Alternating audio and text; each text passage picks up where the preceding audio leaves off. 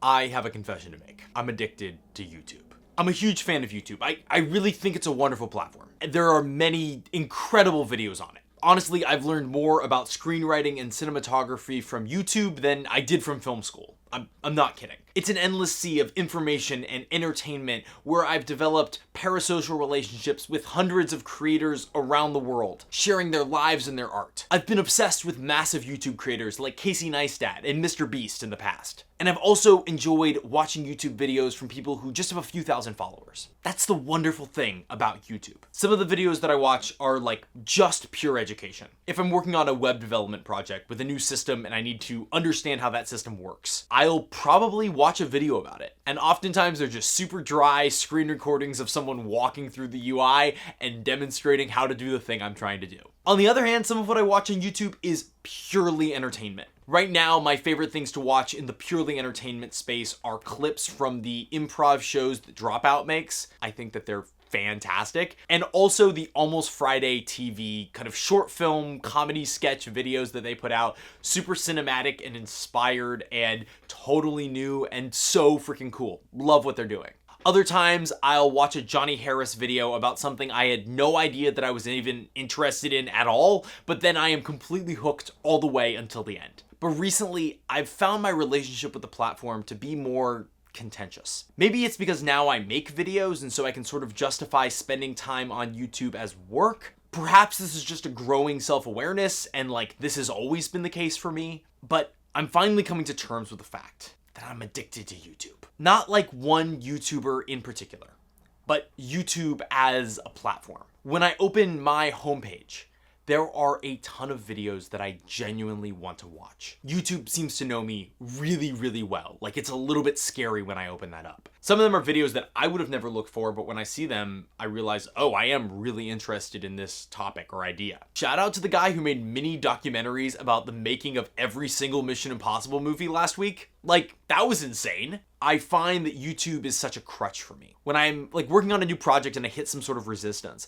the speed that I'll click new tab, Y, which then autocompletes to YouTube, and click enter, and then suddenly I'm staring at the homepage is scary fast. It is so distracting and so easy for me to get pulled in that direction. But to like really fully understand why I'm so addicted to YouTube, I think I need to talk about my relationship with social media in general. So I was never big on Twitter. I saw Facebook as mostly for old people. And Snapchat I always saw as much more of a messaging service than a social media platform. Like that's always how I used it. But the big one that's gotten me in the past is Instagram. I know this is supposed to be a video about YouTube, but let's talk about Instagram for a second because this is all connected. In college, Instagram was everything. Instagram was life. I had friends who would literally spend hours a day scrolling the app. And look, the Instagram algorithm is pretty freaking fantastic. Once it knows what you like, it is gonna show you more and more of that same thing, hitting that dopamine button in your brain. And especially during COVID, it was a really easy way to escape the dreary world that we were all living in. When I loaded up that app, I didn't have to make any decisions. It showed me exactly what I wanted to see before I even knew that I wanted to see it.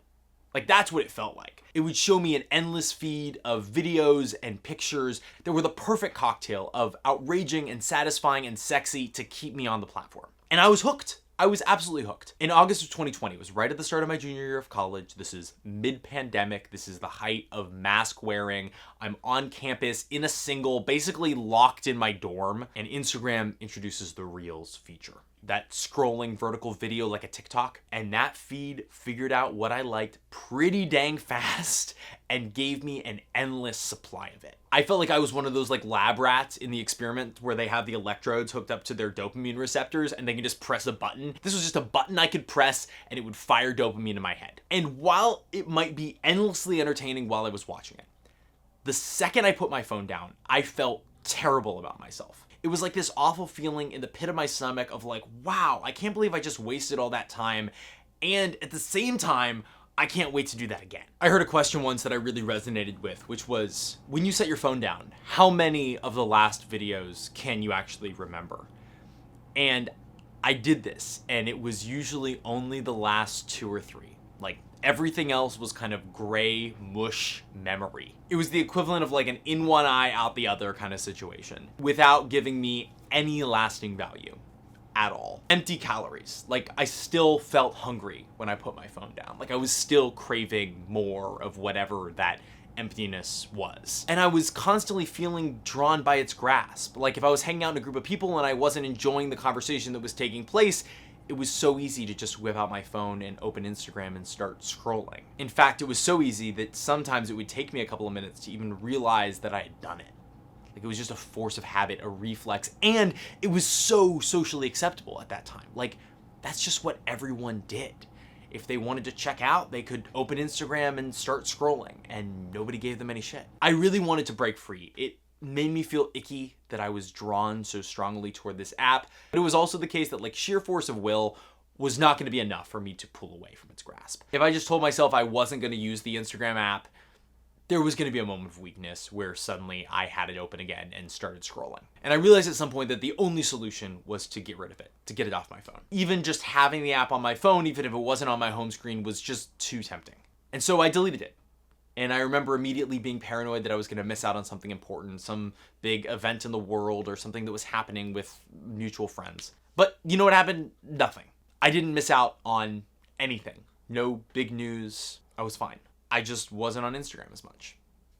Enter YouTube. Okay, let's talk about YouTube. Instagram was great because it was basically just on my phone. I wasn't really looking at Instagram on my computer. It was easy access and I could look at videos and pictures just on my phone. Now, when I was using it in groups of people, I typically had the sound off, but when I was alone, I would often have the sound on to listen to the audio that played during the reels that I was watching. So most of what I was watching on Instagram, I realized were just videos. So when I deleted Instagram from my phone, I was just like, hey, I guess I'm gonna use YouTube now. And of course, this isn't like a conscious decision, but it's sort of like filling that void. Like, there's this reflex, and instead of reaching for Instagram because it's not there, I'm just reaching for YouTube. Now, up to this point, YouTube videos were basically just regular YouTube videos, the kind that you're watching right now. But in September of 2020, YouTube released YouTube Shorts, which were basically their equivalent of TikTok, right? So everyone at this point was jumping on this train of having vertical scrolling videos. This was a game changer. And look, the algorithm was not nearly as refined on YouTube as it was on Instagram. It didn't understand my user preferences and what I liked and what I didn't like, but it still gave me that dopamine hit of scrolling through videos. The experience wasn't quite as good, but it was way better than nothing. Now, the big difference between YouTube videos as they're classically seen and scrolling YouTube videos was explained really well by Hank Green. And what he said is that when you're in the Shorts feed, right, when you're scrolling through videos, the big invention there is not that the videos are vertical. It's that you are being fed videos without having to have a choice. So by default, you are watching a video. You are only choosing not to watch a video by scrolling on to the next one. Whereas when you're just in the regular YouTube feed, you have to actively click on and choose to watch a video, right? So these are two very different choice mechanisms. In the one hand, you're clicking on and choosing to watch a video based on its title and thumbnail. In the Shorts feed, you're just being fed videos and you're scrolling through choosing not to watch something. So it actually requires even less mental energy, because as long as you're like, this video is pretty good, you're not scrolling on to the next one. And before the Shorts feed, watching YouTube videos on my phone was a little bit inconvenient, especially when I had like a laptop or iPad that I could just as easily watch YouTube videos on. Like, why wouldn't I watch them on a bigger screen? But Shorts are much better on the phone than they are on another device. They're designed for mobile usage. So now that YouTube had introduced the Shorts feed and Instagram was off my phone, I was spending way more time on YouTube. And look, I've always watched a bit of YouTube, but before this, it was mostly on my computer. I had to open the homepage and like scroll through the videos and find something that I found interesting to watch. There was a high degree of intentionality to it. I'm going, oh yeah, there's the latest Vlogbrothers video. I'm gonna watch that. Or what's Rooster Teeth up to? I'm gonna watch what they're doing. And this is my speculation, but I think when I was doing that, YouTube just didn't have as much data on me, right? They didn't have as much data to collect. So if I were to spend 30 minutes on YouTube, maybe if I was watching long form, I could watch one YouTube video that I'd really enjoy. Or I might scroll through 100 different shorts in that period. YouTube would have way more information from me watching those shorts based on just like how long I was watching each short, what I was moving on to, what I was actually liking, right? Like, they're collecting all of that data and trying to refine my user experience from that. Now, the other piece of this is that my behavior while watching shorts was different than my behavior while watching long form. Like, if I was just watching shorts on YouTube, I was just looking for something to make me laugh, or something that I might be interested in for 30 seconds. It was much less thoughtful, it was much less intentional, it was much more of a passive viewing experience, but YouTube was taking that data and then incorporating that into what they were recommending for me in long form. So I was receiving long form recommendations for videos that were a lot stupider. And yes, they were about things that I was interested in, but I wasn't really interested in them. I liked watching them, but it wasn't the thoughtful, curated content I had in the past, where there might be a couple of YouTube videos that I really wanted to watch on my homepage. It was more about the dumb, stupid shit that I watched on my YouTube shorts was now showing up in my long form feed. So now when I open YouTube on my computer, instead of it being a really curated set of videos that I knew that I would enjoy, it was like the snack aisle at a major grocery store. Yes, there's some healthy options in there, but most of it is sugar and processed food and junk. And it's so easy to eat that I didn't even realize it while I was stuffing my face with it. And I started to notice that where before my habit of watching YouTube had been way more intentional, now, whenever I hit a problem, an email I didn't want to respond to, or I ran into an edit that was just complicated and making me frustrated, I would open YouTube and there would be all of these videos that would kind of instantly give me that low grade dopamine hit. I could essentially just stuff my face with treats. It became way too easy. And look, I want to be totally clear. I fully understand and accept that this is a me problem. This is something that I did to my own YouTube feed. But once I realized this was a problem, I knew that I needed to do something to at least attempt to fix it. So after some deliberation, I decided to do the same thing with the YouTube app that I'd done with the Instagram app. I removed it from my phone.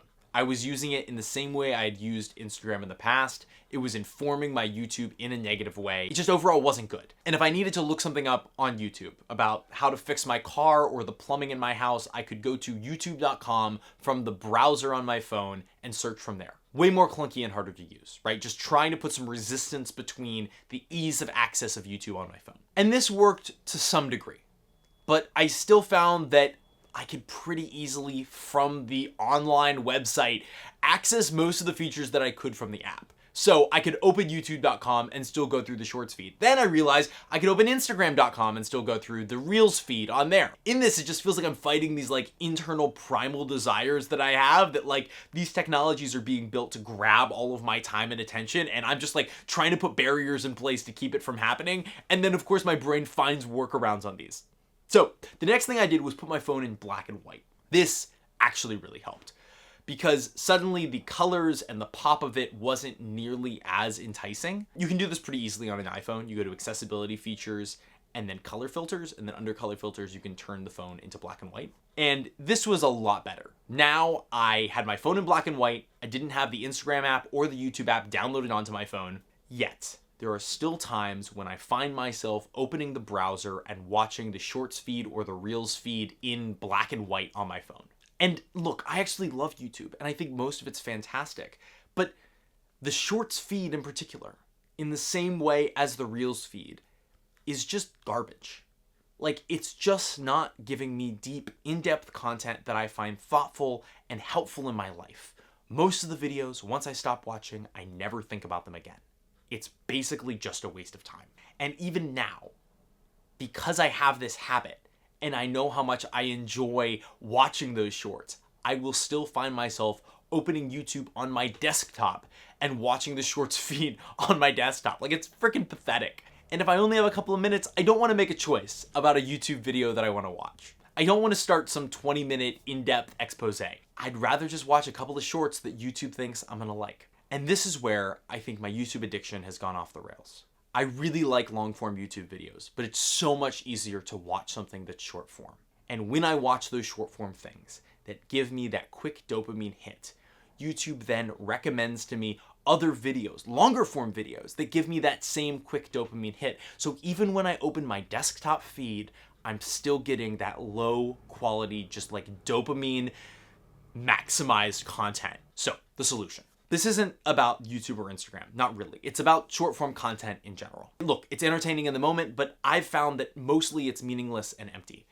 Now you'll notice in this video I didn't talk about TikTok at all. And that's because I understand how much I've enjoyed Instagram and YouTube. I know what TikTok is. I've seen it. I've seen what the feed is like and how good the algorithm is, and I have no intention of going down that direction. So I've just avoided that completely. I'm sure I have a TikTok account. I think I've even posted a couple of videos on there, but I have no intention of downloading and using TikTok as an app. And look, I don't want to fill my life with a bunch of meaningless content that's just frying my dopamine receptors. So what I've decided to do as of posting this video is for the next 30 days, I'm going to abstain from all scrolling vertical content. This means no YouTube Shorts, no Instagram Reels, nothing where there's a scrolling feed of videos. But I have a couple of rules in place for myself. If someone sends me a particular video, I am allowed to watch that video that they sent me. I am not allowed to scroll beyond that video. Because of course we know that's what they do, right? You get sent a video and then suddenly you're in the feed. I'm gonna carry a fiction book with me when I go places so that I have something to turn to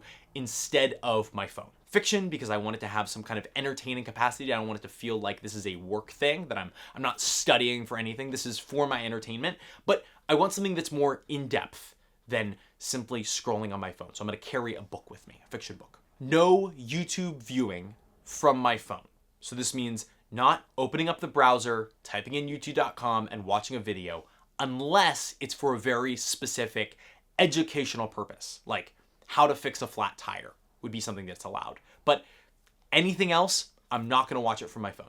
And no Instagram viewing from my phone at all. If I need to look something up on Instagram, if somebody sends me a DM, I can go to instagram.com from my laptop and access it there. The point of this exercise is to break some of these bad habits that I've created and built up over the last couple of years. In all of those moments where I'm drawn to some kind of short form video to fill this void, I eventually want to allow myself just to be bored. Right now, I'm filling that with having a book that I can turn to, but eventually I'd like to be able to just sit in that stillness, in that uncomfortability. My goal is to create more space in my life. Over time, I will figure out how I want to fill that space, but I'd like it to be intentional and nourishing.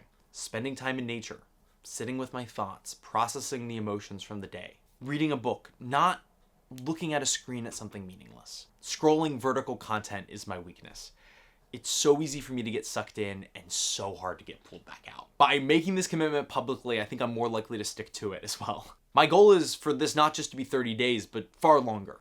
At the 30-day mark, I'm gonna check back in and let you guys know how it went. It's so easy for me to waste time, and I have very little of it here on the planet. I mean, we all do, right? Spending it watching videos and getting angry about people I'll never meet, in places I'll never go, doing things I'll never do. It's just exhausting. So I invite you, if you have similar struggles, to join me on this challenge. Try for the next 30 days to abstain from watching this kind of content, to really and truly take a step back. I'm curious how it goes for you as well. Thank you everyone for watching, and I look forward to updating you in 30 days. Bye everybody.